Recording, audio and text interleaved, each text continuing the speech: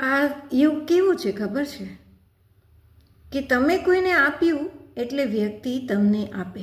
હા, માણસ કદાચ એવું બને કે ભૂલી જાય, પણ ભગવાન નહીં ભૂલે. ભગવાન તમે જેવું કરશો ને એવો હિસાબ તમને તરત જ ચૂકતે કરશે.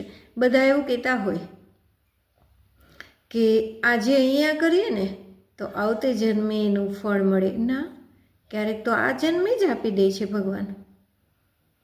ઘણીવાર આપણી ધીરજ ખૂટતી હોય છે, પણ ભગવાનને તો ખબર જ હોય છે કે ક્યારે કયો હિસાબ મારે આપવાનો છે, ક્યારે કોને શું આપવાનું છે. ઘણીવાર જોજો આપણને એવું થાય કે પ્રાણીઓને કેટલું સુખ મળે હે, એમાં ખાસ કરીને કૂતરો કેટલું આમ કહેવાય પ્રાણી.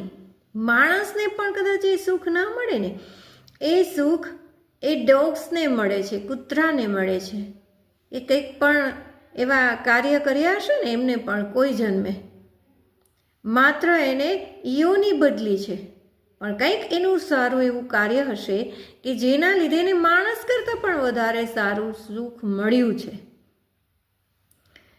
એક જગ્યાએ તો મેં એવું સાંભળ્યું હતું કે કૂતરો પણ અગિયારસ કરતો હતો. વિચાર તો કરો, એ તો માણસ પણ નથી કરી શકતા, એ પણ ભૂલી જાય છે કે અગિયારસ છે. કંઈક સારું હોટલમાં બનાવ્યું હોય, જમવા જવાનું હોય, કોઈ ફંક્શનમાં જવાનું હોય તો માણસ પણ ભૂલી જાય છે કે આજે અગિયારસ છે. પણ એક પ્રાણી જીવ છે એ નથી ભૂલતો. એના માટે પણ ઘણીવાર મેં જોયું છે, મારી આસપાસ બનેલા કિસ્સા જ હું યુટ્યુબમાં શેર કરતી હોઉં છું તમારા બધાની સાથે. ક્યારેક હું જ્યારે મારા મનની વાત કરું છું ને, એમાં પણ મને કંઈક એવું લાગ્યું છે, એ જ હું અહીંયા તમારા બધાની સામે શેર કરું છું કે તમને પણ આવું થતું હોય ને ક્યારેક ને ક્યારેક, તો તમને પણ આ વસ્તુ રિયલાઇઝ થાય.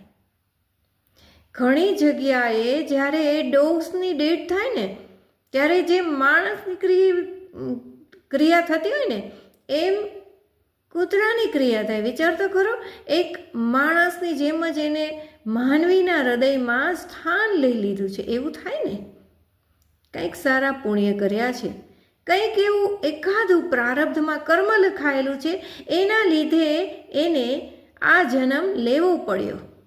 પણ કંઈક એવું સારું કાર્ય એણે કરી લીધું કે જેના લીધે આજે ભલે માનવ નથી પણ એ માનવ સાથે રહીને જીવન જીવે છે.